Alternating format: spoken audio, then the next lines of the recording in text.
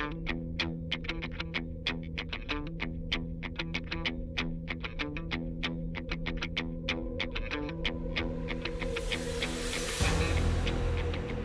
wave surfing just requires, you know, a different skill set.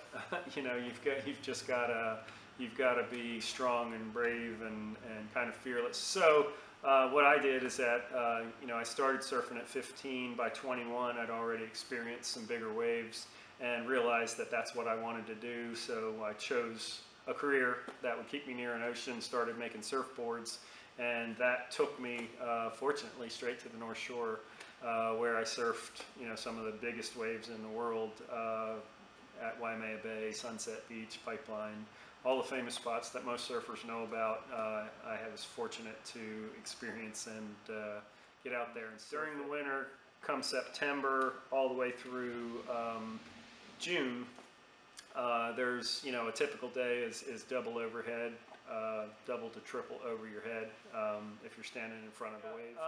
Most everything in Hawaii is just designed for speed and maneuverability. They're very sleek, very thin, narrow boards that are basically water skis. You know, they're just made to cut through the water at high speed.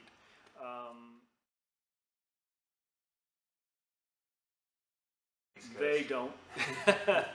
You know, for the most part, it's two different worlds. The boards that they make in California and in Hawaii typically are your performance boards. A handful of people can make them work on the East Coast. You know, your better surfers and your kids, they're a little bit lighter.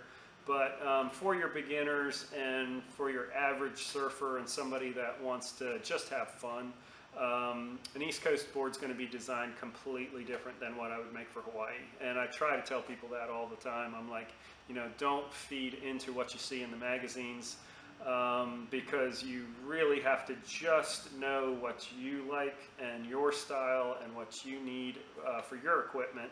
And that's what we do really well is we try to match up people with the equipment.